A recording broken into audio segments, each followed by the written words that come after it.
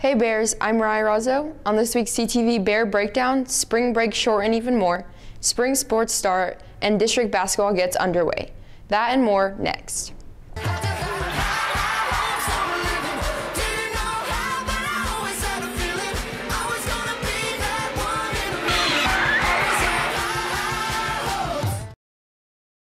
Even more days off for snow means a shorter spring break. Just this week, the district released an updated calendar. We will now come to school Friday, March 22nd, Monday the 25th, and Tuesday the 26th. April 19th also becomes a makeup day. These days are in addition to the 3 previously scheduled, April 1st, as well as May 23rd and 24th. We've missed 8 regular days this school year for bad weather, plus 1 we were going to use as a makeup day. We will not need to make up Wednesday's missed day, but will be required to if we miss another. Wednesday's cancellation forced the postponement yet again of one event. The Special Olympics game against Truman is now scheduled to take place next Thursday at 6. A spectacular season ended earlier than the Lady Bears basketball team would have liked. Liberty upset them in their first game of districts Tuesday night. Not only was it a matchup of the 2nd and 3rd seeded teams in the district, but 2 of the top 10 teams in the state. Chrisman ranked 2nd in the most recent Missouri Basketball Coaches Association poll, and Liberty 6th. The Lady Bears season ended with a 22-4 record, their best record in 4 seasons. Look for more coverage of their season in the next Bear Breakdown. The boys team opens district play Thursday night. The top seeded Bears play Liberty at 5:30. Chrisman hasn't faced the Blue Jays this season, but Liberty beat a North Kansas City team in the opening game of districts that handed Chrisman 2 of their 8 losses. Nonetheless, the goal remains clear. We expect to win. We expect to win our district.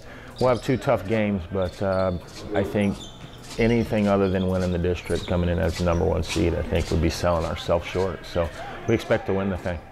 As the basketball season enters the postseason, spring sports just began their practice this week.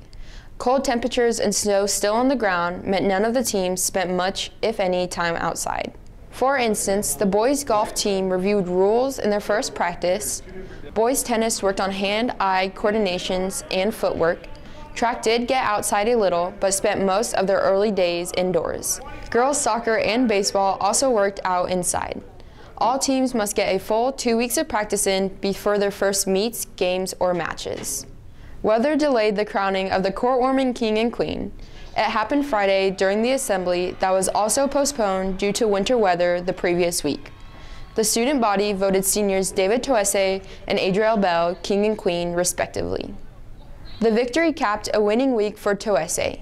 On Saturday, February 16th, he won the state wrestling championship in his weight class. He's just the 5th in Chrisman history to win a state wrestling title. And he beat the 1st, 2nd, and 3rd ranked wrestlers to do so. 2 of his 4 matches came down to tiebreakers, and he cruised in the championship, winning 15-2. I was really surprised myself just as much as everybody else was for me, because I didn't expect to score that much. I was just expecting to win. I had the mindset of winning. I just tried to stay in good position the first 2 matches. And that's what got me into the finals. And then in the finals, I just went all out because I didn't want to go into another overtime, over and over again. First thing I thought was oh my God, what did I just do? It was very crazy. It was hard to believe that I actually won state, because I went from 4th last year to 1st this year, and that was really crazy. Toese's teammate, Cash Akabak, also brought home an all-state medal. The sophomore finished 6th. Chrisman's other 2 state qualifiers, Jose Maravilla and Mason Walters, lost their first 2 matches, which eliminated them from the competition. A pair of Chrisman students honored last week as finalists for the local Boys and Girls Club Youth of the Year. Junior Ramaya Thomas and freshman Kamori Pointer each represented a different unit of the Boys and Girls Club of Greater Kansas City. They served as 2 of the 6 finalists. A student from Wyandotte County won the top honor. A big honor for a Chrisman artist. One of junior Molly Dawson's painting will hang in the state capitol the rest of the year. State Senator John Rizzo chose her work out of all the entries from his district. On Monday, March 11th, Dawson will attend a ceremony at the state capitol to honor her and all the other winners from around the state. It's all happening as part of Youth Art Month.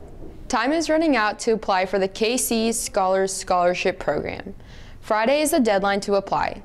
Juniors and freshmen are eligible. Juniors could receive a $10,000 renewable scholarship. Freshmen could have a college saving account started for them, plus the chance to win a one-time $7,000 scholarship. Still time left to sign up and pay for April's ACT test. Students can take it during Extreme Test Day right here at Chrisman on April 2nd. You will need to pay $44.50. Pay Ms. Wickman in the front office before Friday, March 8th. Less than a week away from the annual Spring Blood Drive. The event, hosted by DECA, takes place next Wednesday in the small gym. See Ms. Perry to sign up. Stuco used the courtrooming assembly to promote the upcoming dodgeball tournament. The annual event will take place Wednesday, March 13th at 7. The entry fee is $25 per team. Teams can consist of 6 to 8 members.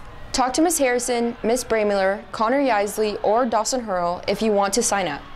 The winning team receives a $50 catered lunch from the restaurant of their choice. The team with the best costumes win a pizza lunch.